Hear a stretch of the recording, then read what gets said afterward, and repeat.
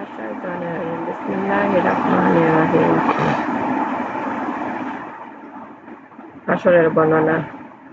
লাল সাদা মিশ্রিত জমিনে মানুষকে একত্রিত করা হবে। হাদিস ৫,১৭৬ হযরত সাহল ইবনে সাদ রাদিয়াল্লাহু আনহু বলেন, রাসূল সাল্লাল্লাহু আলাইহি ওয়াসাল্লাম বলেছেন, কিয়ামতের দিন মানব মণ্ডলীকে লাল শ্বেত মিশ্রিত এমন এক সমতল ভূমিতে জড়ো করা হবে যেমন তা সাফাই করা আটা রুটির মতো। সে জমিনে কারো ঘর বা ইমারতের কোনো চিহ্ন থাকবে না। বুখারী ও মুসলিম। বেহেশতের প্রথম খানার বর্ণনা। হাদিস ৫,১৭৭ হযরত আবু সাঈদ খুদরী রাদিয়াল্লাহু আনহু বলেন, রাসূল সাল্লাল্লাহু আলাইহি ওয়াসাল্লাম বলেছেন, কিয়ামতের দিন দুনিয়ার জমিনটি হবে একটি রুটির মতো। মহান পরাক্রমশালী আল্লাহ তাকে হাতের মধ্য দিয়ে এমন ভাবে উলট পালট করবেন যেমন সমুদ্রের কেউ সফর অবস্থা তাড়াহুড়া করে এ হাত সে হাত দিয়ে রুটি প্রস্তুত করে এবং এ রুটি দ্বারা তোমার রুটিতে বেরেস্তা বাসীকে আপ্যায়ন করা হবে। নবী সাল্লাল্লাহু আলাইহি ওয়াসাল্লাম এ আলোচনা পর্যন্ত পৌঁছালে অমনি যেন ইহুদী এসে বলল, হে আবু কাসেম, রাসূলুল্লাহ সাল্লাল্লাহু আলাইহি ওয়াসাল্লাম আল্লাহ রহমান ও রহিম আপনার মঙ্গল করুন। আমি কি আপনার অবগত করব না যে কিয়ামতের দিন জান্নাতবাসীদের কি বস্তু দিয়ে সর্বপ্রথম আপ্যায়ন করা হবে? তিনি বললেন, হ্যাঁ বলো। সে বলল, এ জমিন হবে একটি রুটি। সেরূপ রাসূল সাল্লাল্লাহু আলাইহি ওয়াসাল্লাম বলেছিলেন। বর্ণনাকারী বলেন, ইহুদী তার কথা শুনে রাসূল সাল্লাল্লাহু আলাইহি ওয়াসাল্লাম আমাদের দিকে তাকিয়ে এমন ভাবে হাসলেন যে বাড়ির দাঁত পর্যন্ত প্রকাশ হয়ে পড়ল। অতঃপর ইহুদী বলল, আমি কি আপনার দাঁত করব না যে তাদের সে খাদ্য তরবারি কি হবে? তা হবে বালাম ও নুন। সাহাবীগণ জিজ্ঞেস করলেন, তা আবার কি? সে বলল, ষাঁড় ও মাংস। সে দুটি কলিজার উপরে বাড়তি যে গোশত তা ৭০,০০০ লোকে খাবে। বুখারী মুসলিম। ৩ প্রকার লোকের আসর হবে। হাদিস ৫,১৭৮ হযরত আবু হুরায়রা রাদিয়াল্লাহু আনহু বলেন, রাসূল সাল্লাল্লাহু আলাইহি ওয়াসাল্লাম বলেছেন, ৩ প্রকার মানবমণ্ডলীর আসর হবে। জান্নাতের আকাঙ্ক্ষা, জাহান্নাম থেকে ভীত সন্ত্রস্ত। আরেক দল হবে এক উটের সওয়ারিতে ২ জন, কেবল একটিতে ৩ জন, কোন উটে ৪ জন, আবার কোন উটে ১০ জন পালাক্রমে চড়বে। অবশিষ্ট আরেক দল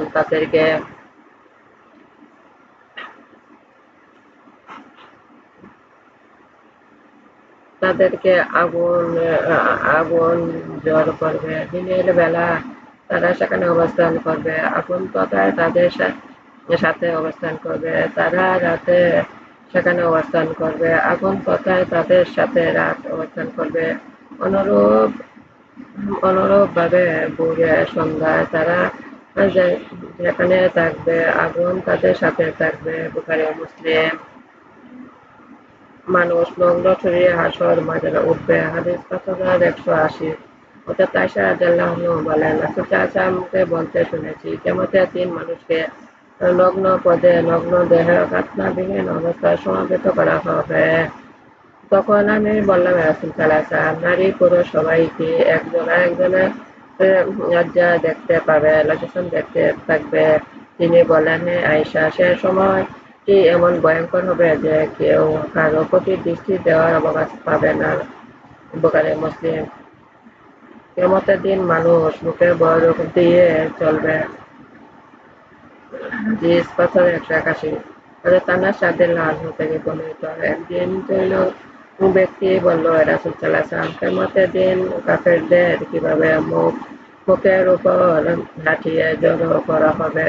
উত্তরে তিনি বললেন, যিনি দুনিয়াতে মানুষকে ২ পায়ে চালিয়েছেন, তিনি কি কিয়ামতের দিন তাকে মুখের উপর চালাবার ক্ষমতা রাখেন না? তিরমিজি।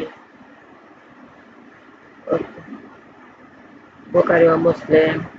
কাফেরদের জন্য ব্যস্ত হারাম। হাদিস ৫,১৮২ হযরত আবু হুরায়রা রাদিয়াল্লাহু আনহু থেকে বর্ণিত। রাসূল সাল্লাল্লাহু আলাইহি ওয়াসাল্লাম বলেছেন, কিয়ামতের দিন হযরত ইব্রাহিম আলাইহিস সালাম তার পিতা আজর দেখা পাবেন, তখন আজরের চেহারা হবে কাল ধুলাবালি মিশ্রিত। তখন হযরত ইব্রাহিম আলাইহিস সালাম তাকে বলবেন, আমি কি আপনাকে দুনিয়াতে বলেছিলাম না যে আপনি আমার কথা মান্য করবেন অমান্য করবেন না। তখন তার পিতা তাকে বলবেন, আমি আজ তোমাকে নাফরমানি করব না। হযরত ইব্রাহিম আলাইহিস সালাম বললেন, হে প্রতিপালক, আপনি আমাকে প্রতিশ্রুতি দিয়েছেন যে হাসরের দিন আমাকে লাঞ্ছিত করবেন না। আজ আমার পিতা আল্লাহর রহম থেকে বঞ্চিত, সুতরাং এটা অপেক্ষা অধিক লাঞ্ছনা অপমান আর কি হতে পারে। তখন আল্লাহ তাআলা বলবেন, আমি কাফেরদের জন্য জান্নাত যা হারাম করে রেখেছি। অতঃপর ইব্রাহিম আলাইহিস সালাম বলা হবে, তুমি তোমার পায়ের তলার দিকে তাকাও। তিনি সেদিকে দৃষ্টি নিক্ষেপ করতেই হঠাৎ দেখবে যে তার সামনে কাদা গোবর লণ্ডভণ্ড শৃঙ্খল আকৃতিতে এক নিকৃষ্ট পশু দাঁড়িয়ে আছে। তখন তাকে তার 4 পা জাহান্নামে ফেলে দেওয়া হবে। বোখারী। কিয়ামতের দিন সমস্ত মানুষ ঘর্মাক্ত হবে। হাদিস ৫,১৮৩। হযরত আবু হুরায়রা রাদিয়াল্লাহু আনহু বলেন, রাসূল সাল্লাল্লাহু আলাইহি ওয়াসাল্লাম বলেছেন, কিয়ামতের দিন সমস্ত মানুষ ঘর্মাক্ত হয়ে পড়বে, এমনকি তাদের ঘাম জমিনে ৭০ গজ পর্যন্ত ছড়িয়ে যাবে। তাদের কনুদয় পর্যন্ত পৌঁছে লাগামে পরিণত হবে। বুখারী ও মুসলিম। কিয়ামতের দিন মানুষ ঘামের মধ্যে ডুবে যাবে। হাদিস ৫,১৮৪।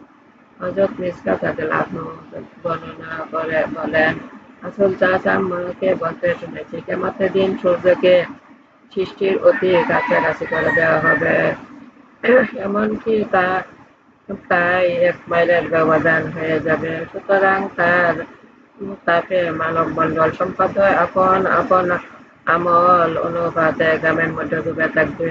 কারো ঘাম টানু পর্যন্ত, কারো ঘাম হাঁটু পর্যন্ত, কারো ঘাম কোমর পর্যন্ত, কারো জন্য লাগাম হয়ে যাবে। এ কথাটি বলে রাসূল সাল্লাল্লাহু আলাইহি ওয়াসাল্লাম নিজের মুখের দিকে হাত দিয়ে ইঙ্গিত করলেন। মুসলিম।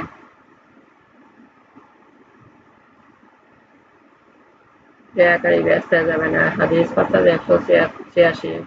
হযরত আবু সাঈদ খুদরী রাদিয়াল্লাহু আনহু বলেন, রাসূল সাল্লাল্লাহু আলাইহি ওয়াসাল্লামকে বলতে শুনেছি, যখন আমাদের পরওয়ারদিগার পায়ের গোড়া উন্মোচিত করবেন, তখন ঈমানদার নারী পুরুষ সবাই জিজ্ঞেস করবে আর বিরত থাকবে ওইসব লোক যারা দুনিয়ার রিয়াক শোনানোর জন্য সিজদা করত। তারা সিজদা করতে চাইলে কিন্তু তাদের পৃষ্ঠদেশ কোমল কাষ্ঠফলকে ন্যায় শক্ত হয়ে যাবে। বুখারী মুসলিম। কিয়ামতের দিন কাফেরদের কোনো সম্মান থাকবে না। হাদিস ৫,১৮৭। হযরত আবু হুরায়রা রাদিয়াল্লাহু আনহু বলেন, রাসূল সাল্লাল্লাহু আলাইহি ওয়াসাল্লাম বলেছেন, কিয়ামতের দিন খুব মোটা তালায় একজন বড় লোক আসবে। তিনি আল্লাহর কাছে তার মর্যাদা মশার পাখার সমান হবে না। অতঃপর তিনি এর প্রমাণস্বরূপ বললেন, তোমরা এটি পাঠ করো, অর্থাৎ আমি কিয়ামতের দিন কাফেরদের কোনো সম্মান মূল্য দেব না। বুখারী ও মুসলিম। জমিন কিয়ামতের দিন সাক্ষ্য দিবে। হাদিস ৫,১৮৮। হযরত আবু হুরায়রা রাদিয়াল্লাহু আনহু বলেন, রাসূল সাল্লাল্লাহু আলাইহি ওয়াসাল্লাম এই আয়াতটি পাঠ করলেন।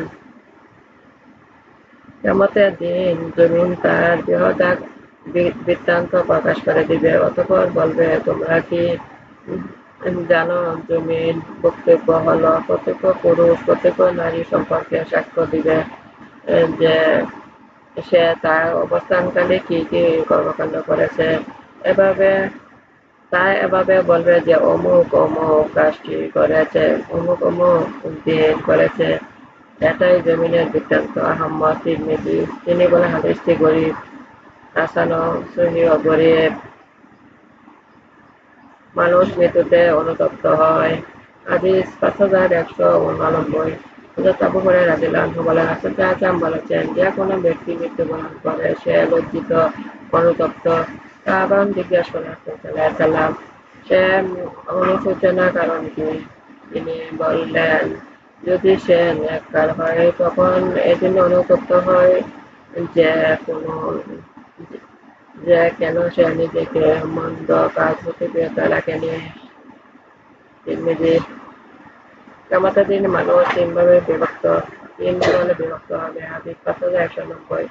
হযরত আবু হুরায়রা রাদিয়াল্লাহু আনহু বলেন, রাসূল সাল্লাল্লাহু আলাইহি ওয়াসাল্লাম বলেছেন, কিয়ামতের দিন মানুষদেরকে তিন ভাগে একত্রিত করা হবে। এক দল পথব্রজে, দ্বিতীয় দল সওয়ারিতে, তৃতীয় দল আসবে নিজেকে মুখের উপর ভর করে। জিজ্ঞেস করা হলো, হে রাসূল সাল্লাল্লাহু আলাইহি ওয়াসাল্লাম, তারা নিজেদের চেহারার উপর ভর করে কিভাবে চলবে? তিনি বললেন, তিনি নিশ্চয়ই তাদেরকে পথ জীবন চালিত করতে পারেন। তিনি তাদেরকে চেহারার উপর ভর দিয়ে চলবার ক্ষমতা রাখেন। জেনে রাখো, তারা নিজেরা মুখের উপরে চলার প্রতিটি ক্রীড়া, টঙ্ক, কাটা, কোটা ইত্যাদিতে আত্মরক্ষা করে চলবে। সওয়ারির উপর বিপদ আসবে। হাদিস ৫,১৯২ হলো হযরত আবু যর রাদিয়াল্লাহু আনহু বলেন, রাসূল সাল্লাল্লাহু আলাইহি ওয়াসাল্লাম আমাদের বলেছেন, কিয়ামতের দিন মানুষদের তিন দলে একত্রিত করা হবে। একদল হবে আরোহী, খাওয়া-দাওয়া, পরিতৃপ্ত কাপড়-চোপড় আচ্ছাদিত। আরেক দল হবে এমন যাদের ফেরেশতাকুল মুখের উপর হেঁচড়িয়ে দুজকের দিকে নিয়ে যাবে। আরেক দল হবে যারা পথ ভজে চলবে, দৌড়াতে থাকবে। আল্লাহ তাআলা সওয়ারির উপর বিপদ আপতিত করবেন। এটা থেকে কোনো নিরাপদ থাকবে না। যে একটি বাগানের মালিক, সে উক্ত বাগানের বিনিময়ে সওয়ারির জন্য হাওলা হাওদা সহ একটি উট পেতে চাইল, তা পেতে সক্ষম হবে না। নাসাই। নামাজ আমার উপর আমার জীবন আমার বংশ আল্লাহর আইন আল্লাহর কাছে আত্মসমর্পণ করেছি। হে আমার রব, আমাকে আল্লাহর আনুগত্য বানান, রাসূলের আনুগত্য বানান, আল্লাহর উপদেশ পালন করতে শক্তি দান করুন, দুনিয়া আখিরাতে কল্যাণ দান করুন, দুর্যোগের অগ্নিহতে আমাদের রক্ষা করুন। হযরত মুহাম্মদ সাল্লাল্লাহু আলাইহি ওয়াসাল্লামের রসুল আমার জীবনের গুনাহ ক্ষমা করুন। আমার ভিডিওগুলো আপনাকে বেশি করে শেয়ার করুন, বেশি করে সাবস্ক্রাইব করুন। পরবর্তী ভিডিও দেখার অনুরোধ রইল।